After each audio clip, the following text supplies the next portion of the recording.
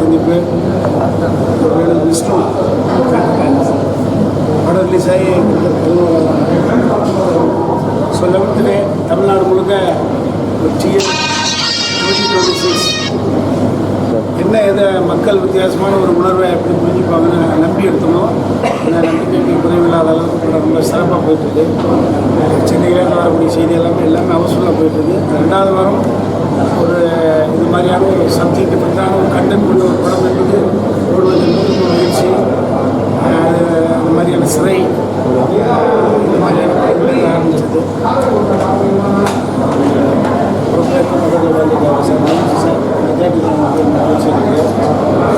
So இப்போ content தான் content subject டிஃப்ரெண்ட்டாக ஸ்கிரிப்டில் கரெக்டாக போகிற பட்சத்தில் மக்கள் அதை வந்து ஏற்றுக்கலாம்ன்றது சினிமா அப்படி ஒரு ஆரோக்கியமான விஷயம்.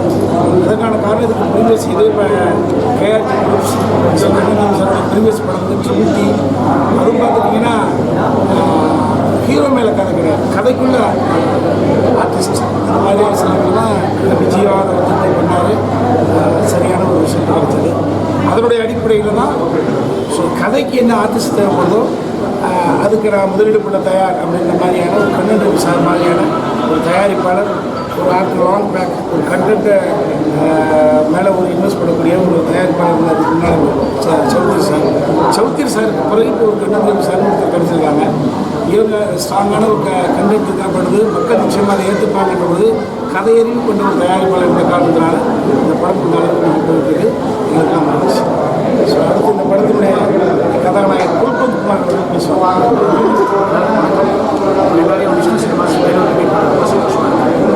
நல்ல அரசியல் நல்லபடியாக பொதுமக்கள் நல்லா வெல்கம் பண்ணாங்க. எல்லா தேட்டர்ஸும் நல்லா போயிட்டு வெற்றிகரமாக 3வது வாரமும் தொடர்ந்து நாங்கள் நம்புகிறோம்.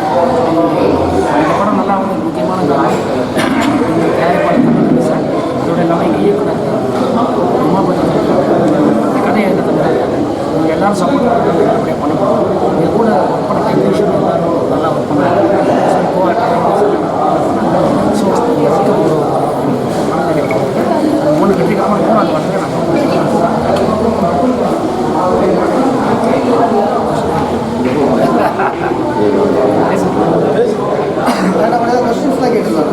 எப்படி சார் படம் பொலிட்டிக்கல் ஒரு நடிகர் பேஸ் பண்ண மாரி இருக்கு? இல்லை சார், யாரையுமே தனி மனித தாக்குதலோ எந்த கட்சி சார்போ கிடையாது சார். அண்ணன் கதை சொல்லும்போது என்ன சொன்னாங்க, ஒரு காலத்தில் வந்து அரசியல் அறம் சார்ந்து பெரிய பெரிய தலைவர்கள்லாம் தியாகம் பண்ணியிருக்காங்க. நாள் போக்கில் இது வந்து வியாபாரம் மாதிரி ஆயிடுச்சு. ஸோ அது வந்து மக்களுக்கு விழிப்புணர்வாக இருக்குன்னு சொல்லி பார்த்தீங்கன்னா அப்படி பார்த்தீங்கன்னா இந்த ஒரு 60-70 வருஷத்தில் நடந்த நிகழ்வுகளுக்கு உண்மைக்கு நெருக்கமாக இருக்கும். ஸோ அதனால தான் உங்களுக்கு ஒரு கேள்வி கேட்க இது நீங்கள் தம்பி கேட்ட கேள்வியெல்லாம் பழைய கேள்வி 12 நாளாக சிப்பாங்க. ஆமாம், அதே சட்டிக்குள்ளே அதே அகப்பை போட்டுக்கிட்டாதீங்க. ஆமாம், நீங்கள் அந்த உணர்வுலேருந்து வெளியில் வந்தாச்சு. இது முழுக்க ஒரு பொலிட்டிக்கல் சட்டையரு. ஸோ இது வந்து மக்களுக்கு புரியக்கூடிய வகையில் மக்கள் மொழியில் சொல்லி இது மக்களுக்கான ஒரு படமாக எடுத்தோம். தம்பி நீங்கள் கேட்குறது பழைய செய்தி, அதெல்லாம் முடிஞ்சு வச்சு இப்போ தேர் ஆல் வெரி ஹாப்பி. அதனால தான் இப்போ ஓடிட்டு இங்கே வந்து ஒரு ஒரு அட்டென்ஷன் கிரியேட் பண்ணுறதுக்காக ஒரு தலைப்பு செய்திக்காக ஆசைப்பட்டு யார் மேலே கல்லறிய வேண்டிய அவசியம் கிடையாது. அந்த அளவுக்கு கற்பனையில் இங்கே யாருக்கும் மகிழ்ச்சி கிடையாது. ஸோ நகைச்சுவை ட்ராக் எழுதுகிற காலகட்டத்திலே நான் ரொம்ப பொறுப்போடு தான் எழுதுவேன். யாருமே எங்களை தாழ்த்திக்கிறது, எவன் ஒரு சபையில் தன்னை தாழ்த்தி கொள்கிறானோ அவன் சபையோரால் உயர்த்தப்படுவான் அப்படின்றதான் ஒரு விஷயம். இதில் கூட வில்லன் யார்? மன்றாடியார் தான் வில்லன் இல்லையா? மன்றாடியார் கதாபாத்திரம் தான் வில்லன். ஒரு பேராசை ஒரு நஷ்டம்ன்றது கண்டென்ட் அது உள்ளுக்குள்ளே இருக்குது. நேர்மையாக இருக்கிற பொழுது நிச்சயமாக நெவர் ஃபெயில் அப்படின்ற ஒரு கண்டென்ட் உள்ளே இருக்குது. ஸோ ஏகப்பட்ட ஒரு நல்ல விஷயங்களை ஒரு கமர்ஷியல் நம்ம சொல்லிடுவோம். ஆனால் மக்களுக்கு படைப்பை ஏற்றுக்கிட்டாங்க. TN 2026 அப்படின்ற ஒரு விஷயம். அது குறிப்பாக இதில் ஒரு மொழியை ஒன்று கையாண்டோம். நாங்களே சின்ன வயசில் ஹிந்தி மொழியை கற்றுக்கிட்டதா நம்பிக்கைன்னு சொல்லி சும்மா பேசிட்டு இருக்கோம் நாங்கள் சின்ன வயசில். ஆனால் ஒரு எப்படி இது கண்ணன் ரவி சாருக்கும் இந்த குல்பந்த்குமாருக்குமே ஒரு வித்தியாசம் இருக்குது. இந்த படத்தினுடைய தயாரிப்பாளர் கண்ணன் ரவி சார் வந்து ஒரு திட்டக்குடியில் பிறந்த ஒரு தமிழர். ஆனால் இவர் போயிட்டு இவர் வளர்ந்ததுக்கு ஒரு பொருளாதாரத்தில் தொழிலதிபர் ஆகிறதுக்கு காரணம் என்ன? மும்பை, துபாய். ஆனாலும் கூட ஒரு வறண்டு கிடக்கக்கூடிய ஒரு தமிழ் சினிமாவுக்கு அடுத்து ஒரு நீர்ப்பாய்ச்சல் எண்ணத்தோடு வந்திருக்காரு. அதே போல் இந்த படத்தினுடைய கதாநாயகனுமே வந்து பூர்வீகம் தான் தமிழ்நாடுன்னு காமிச்சிருக்கார். அவர் பிறந்தது வளர்ந்ததெல்லாம் வந்து மத்திய பிரதேசத்தில். ஒரு இங்கே இப்போ நம்ம நிறைய பேர் வில்லேஜில் பிறந்திருப்போம். ஒரு 6 மாதம் மெட்ராஸுக்கு போயிட்டு திருப்பி வந்தாங்கன்னா அவங்க மாநிலேஷன் வித்தியாசம் பேசுவாங்க. நாங்கள் சின்ன வயசில் 6 மாதத்துக்கு முன்னால் சின்ன நல்லா தானே பேசினார், இப்போ எப்படி பேசுகிறார். மெட்ராஸ் போயிட்டு வந்தாங்க, தம் பிடிச்சி பேசுவாங்க. ஆனால் இங்கேருந்து போனாலும் கூட அந்த நம்ம தமிழ் மொழியில் எவ்வளவு மொழிகள் உள்ளே கலந்தாலும் சரி, ஆங்கிலமாக இருந்தாலும் சரி, அது இந்தியாக இருந்தாலும் சரி, குஜராத்தியாக இருந்தாலும் சரி, ஒரிசாவாக இருந்தாலும் சரி, ஒரு தமிழ் மொழியினுடைய வீரியம் என்பது நீங்கள் எப்படி தப்பாக பேசினா கூட அது இசை மொழின்றதுனால, அது இறைவனுடைய மொழின்றதுனால, உலகத்தினுடைய மூத்த மொழின்றதுனால அது இன்னைக்கு லேடிஸ் வந்து இந்த மாதிரி வர்றதுக்கு குல்குமாரோட இந்த மாடுலேஷன் அது காரணம் என்பது சார் வந்து நட்டி சார் வந்து இங்கே பெரிய கேமராமேனாக, இங்கே உதவி கேமராமேனாக இருந்து இங்கே தமிழ் படங்கள் சார்ந்து பூவா பிறந்தா காயகணும், பொண்ணா பிறந்தா காயகணுன்ற மாதிரி தமிழ்நாட்டில் இன்றைக்கி ஒரு டெக்னீஷியனாக இருந்தால் உச்சபட்சம் அமிதாப் பச்சனை. ஸோ அமிதாப் பச்சனை தனி ஒளி வளையத்தில் கொண்டு வந்தவர். அப்போ அங்கே போய் இந்திய சரளமாக பேசக்கூடியவர். இன்றைக்குமே வந்து ஒரு தொழில்நுட்ப விஷயமாக பஞ்சம் படிப்பதற்காக மும்பைக்கு போனவங்க ஒரு 6-7 மாதம் கழித்து தமிழை பேசுகிறப்ப நம்மளுக்கு ஆசையாக இருக்கும். ஸோ அந்த மொழி என்பது நீங்கள் குழந்தைகள் மொழியாக மாற்றி கொடுத்தது. அவர் பேசினார், அதை கரெக்டாக எனக்கு அது ஜட்ஜ்மெண்ட் தெரியும். ஜட்ஜ்மெண்ட் இது ஒர்க் அவுட் ஆகும் அப்படின்னா எனக்கு அது பெருசாக பெருசாக. ஸோ அந்த குல்குமார் பேசக்கூடிய தமிழ் என்பது லேடிஸுக்கும் குழந்தைகளுக்கும் பிடிச்சிருக்கிறது ரொம்ப கண்டிப்பாக நிகழ்ச்சி. சார் இப்போ இந்த இருவர்னு ஒரு படம் வந்தது. ஆமாம். அப்புறம் இந்த பராசக்தின்னு ஒரு படம் வந்தது. ஆமாம். அதை ஒருத்தர் வந்து இமிடேட் பண்ணி வந்த படம் அது எல்லாருக்குமே தெரியும். அது தலைவின்னு ஒரு படம் வந்தது. அதை நான் கூட இப்போ நீங்கள் வெட்டு வந்துருக்கிற படம் யாரை இமிடேட் பண்ணுறீங்க? அந்த ட்ரெஸ் கோடு, அந்த சில விஷயங்கள் எல்லாமே வந்து யாரையும் இமிடேட் பண்ணுற மாதிரியே இருக்குது. இப்போ நடப்பு அரசியலை வந்து இமிடேட் பண்ணுற மாதிரியே இருக்குது. ஏதோ ஒரு பொழுதுபோக்காக மக்களை என்டர்டெயின் பண்ண எடுத்த மாதிரி இல்லையே, யாரையும் கிரிட்டிசைஸ் பண்ணுற மாதிரியே இருக்குது. கேவலமான பார்வை. உங்கள் பார்வை நல்ல பார்வையாக இருக்கிற பொழுது நல்ல பார்வை இருக்கும். நீங்கள் படத்தை பார்க்காம பேசுறது தவறு, புரியுதா? இல்லை, நான் ஒரு டைம் பார்த்துட்டேன். படத்தை பார்த்துட்டு பேசுங்க சார். இல்லை, அந்த மாதிரி யாரையும் ட்ராவல் பண்ணி வந்திருக்கோம், கேவலமாக கொஸ்டின் பண்ணி அட்டென்ஷன் கிரியேட் பண்ணாதீங்க, புரியுதா? படத்தை உங்களுக்கு கேவலமா தெரியுதா? நடக்காம பேசாதீங்க. இல்லை, படத்தை பார்த்துட்டு தான் கேட்குறேன். நான் 20-26 படம் நான் பார்த்துட்டு தான் கேட்குறேன். யார் படத்தை பார்த்து நான் படம் பார்த்துட்டு தான் பேசுகிறேன். யார் குறிப்பிட்டு எடுத்துருவோம்? இல்லை, இப்போ நீங்கள் ஒரு படம் வந்து யாரும் குறிப்பிட்டு எடுத்துருக்கோம். இப்போ யாருக்காக இந்த படம் எடுத்துருக்கீங்க? வந்து மக்களுக்காக எடுக்கிறீங்க. யாரை இமிடேட் பண்ணுறீங்க? யாரையுமே அதுக்கே உங்களுக்கு அவ்வளோ கோவம் வருது. இதில் எம்ஜிஆர் இருக்கார்ல, யாரு? எம்ஜிஆர் இருக்காரு. நீங்க தான் சொல்லணும் அதில் யார் இருக்காங்க. படத்தை பார்த்தது யாரையும் இமிடேட் பண்ணுற மாதிரி என்னோட பாயிண்ட் ஆஃப் வியூவில் இருக்கு. அதை நான் கேட்குறேன். உங்களுக்கு அதை பதில் சொல்ல இஷ்டம் இல்லைன்னா நான் என்ன பண்ணுறேன்? யாரையும் இமிடேட் பண்ணுறேன். இன்னைக்கு இருக்கிற முன்னாடிலாம் என்ன பண்ணுவாங்க, அரசியல்வாதிலாம் வெளில வேண்டி வேலை சொல்லி இப்போ இருக்கிறவங்க வந்து ஸ்டைலே மாற்றிட்டாங்க. ஸோ அதை தான் பண்ணியிருக்கோம் தவிர யாரையுமே வந்து இமிடேட் பண்ணல சார்.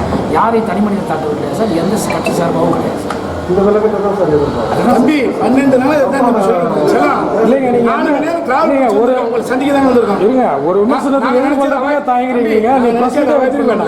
இல்லை சார், 4 மணி நேரம் வந்துருக்கும்ல. இதே கேள்வியை 12 நாளாக கேட்கறது என்பது ரொம்ப இரிட்டேஷனாக இருக்கா? சொல்லி தொண்டை கேட்க. நானும் தாங்க அந்த படத்தை 10 முறை பார்க்கலான்னு இருக்கேன். எனக்கு இரிட்டேஷனாக இருக்காதா?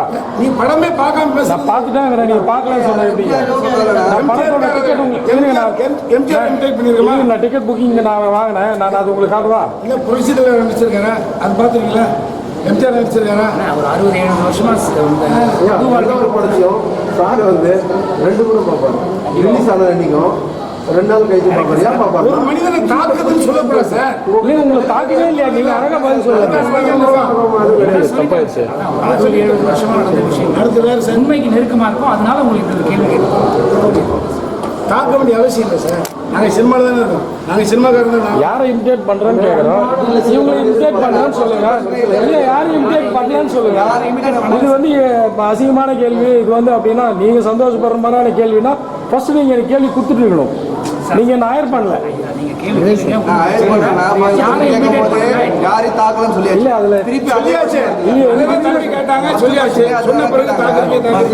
இருக்கிற கொஸ்டின் நான் கேட்கக்கூடாதுங்கிறீங்களா? மக்களுக்குள்ள அத்தனை கேள்வி இருக்க. எத்தனை உங்களுக்கு பத்தின எத்தனை கமெண்ட்ஸ் இருக்கு? அடுத்த கேள்வி கேளுங்க. எத்தனை கமெண்ட்ஸ் போயிட்டு பாருங்க. அடுத்த கேள்வி கேளுங்க. அப்போ நீங்க வந்து உங்களுக்கான படத்தை நீங்க எடுத்துருக்கீங்க. பண்றாங்க உங்களுக்கு புரியலையா? ஃபர்ஸ்ட் ஒருத்தர் கேள்வி கேட்டாரு, என்ன கேள்வி கேட்டாரு? புரியலையாங்கிறதே ஒருமையில் இருக்கு. யாரையாச்சும் சார்ந்து புரியலையாங்கிறதே ஒருமையில் இருக்கு. சொல்லியாச்சுல இல்ல சொல்லியாச்சுல ஒரே கொஸ்டின் திருப்பி திருப்பி கேட்கணும். சார் புரியலையாங்கிறதே ஒருமையில் இருக்கு. பேரை கேட்டுட்டு இருந்தா என்ன சொல்லுவீங்க?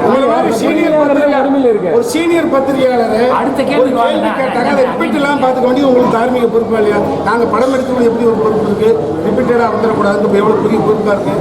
அப்ப உங்களுக்கு முதல் கொஸ்டின் தம்பியா தான் கேட்டாங்க, பதில் சொல்லு. யாரையும் attack மறுபடியும் அதே யார் அட்டாக் பண்றீங்க பண்ணதுனால கேட்டா நான் அட்டாக்னே கேட்கவே இல்லையே. யாரையும் பண்ற மாதிரி தனிமனிதன் நீங்க இமிலேட் பண்றீங்களே அப்படிங்க. இமிடேட் ஆகுதுன்னு தான் சொன்னேன் நான். யாரையும் இமிடேட் பண்ணிருக்கிற மாதிரி இருக்கு. நம்ம ரெண்டு பேரும் தாய் பிள்ளை ஒரு இல்ல தாய் பிள்ளை நீங்களே எடுத்தாலே நாங்களே எடுத்தாலும் படத்தை பத்தி சொல்லுங்க சார். இந்த படத்துல சார் இந்த புல்கந்த் குமார்னு ஒருத்தர் வராரு, அந்த மாதிரி யாருன்னா ஒருத்தர் இருக்காரா? கிடையாது சார். சப்ஜெக்ட் தான் முடிஞ்சு போச்சா சார்? வேற என்ன சார் கேட்க பண்ணீங்க? நீங்க கேளுங்க சார். என்ன கோச்சிங் குமார் இல்ல சார். கேட்டீங்க பதில் சொல்றோம், திருப்பி குல்தோத் குமார்னு வரும்போது அந்த லாங்குவேஜ் ஸ்லாங்ல எப்படி பண்ணீங்க? இல்லை சார், இப்போ நீங்கள் எங்கே ஹோட்டலில் போய் பார்த்தீங்கன்னா சாதாரண ஒரு பெட்ரோல் பங்க் வேலை செய்ய பார்த்தீங்கன்னா வடக்குலேயே நீங்கள் வந்தவங்க நிறையா பேர் வேலை செய்கிறாங்க. அவங்க கொஞ்சம் கொஞ்சமாக தமிழ் கற்றுக்கிட்டு சார் அவங்க எப்படி பேசுவாங்கன்னு கிரகிச்சதுனால அவங்க ஒரு விஷயம் தான் சார். ஏன்னா இந்த கதாபாத்திரம் கற்பனை கதாபாத்திரம் வடநாட்டில் நீங்கள் வேலைக்கு வந்தால் நடிகனாக சொல்லுவோம். அதில் அவனால் எப்படி பேச முடியும் கற்பனை பண்ணி பார்த்தது தான் அந்த ஸ்லாங் சார். அதனால யாரும் எடுக்கக்கூடாதுன்னா ஒரு ஹிந்தி ஒரு பர்சன் யாருமே இல்லை இல்லைங்க, ஹீரோ யாரும் ஹிந்தி ஹீரோ இல்லை, அதனால தான் நாங்கள் அதை எடுத்தோம். வடநாட்டிலே நீங்கள் வந்து யாரும் கதாநாயகன் ஆகலை சார். சார் அப்படி இருந்தால் எப்படி இருக்கும்? ஒரு time line Rajini sir Kamal sir இந்த டைம் லைனில் ஒரு ஹீரோ வந்திருந்தா எப்படி இருக்கும்? லைன்லேயே இருக்கு. முழுக்க முழுக்க கற்பனை தான் சார். ஒரு ஃபன் பண்ணுறது மக்களை சிரிக்க வைக்கிறதானே. நான் பேசிக்கலி காமெடி ரைட்டர், உங்களுக்கு தான் தெரிஞ்சுக்க நினைக்கிறேன். கடுமையான போராட்டத்துக்கு அடுத்த கட்டத்தை இது நடந்துடும். இப்படி ஒரு பொலிட்டிக்கல் சட்டையர் வட இந்தியாவில் இருந்தார். புரட்சி தலைவர் எங்கே போகிறாங்கன்னு சொல்லுவாங்க, கேரளா சொல்லுவாங்க. அம்மா ஜெயலலிதா எங்கே சொல்லுவாங்க, கர்நாடகா சொல்லுவாங்க. சூப்பர் ஸ்டார் ரஜினிகாந்த் சார் எங்கே சொல்லுவாங்க. நம்ம இந்தியிலேருந்து யாருமே கொண்டு வந்து இங்கே சக்ஸஸ் ஆகலை. அப்படி இந்தியிலேருந்து ஆர்டிஸ்ட் ஸ்ட்ரைட்டாக தமிழ் ஹீரோ நம்ம வட இந்தியாவில் இருந்து ஒருத்தர் பூர்வீக தமிழராக இருந்து இங்கே வந்திருந்தா உங்களுக்கு கற்பனை அவ்வளோதான். தேங்க்யூ.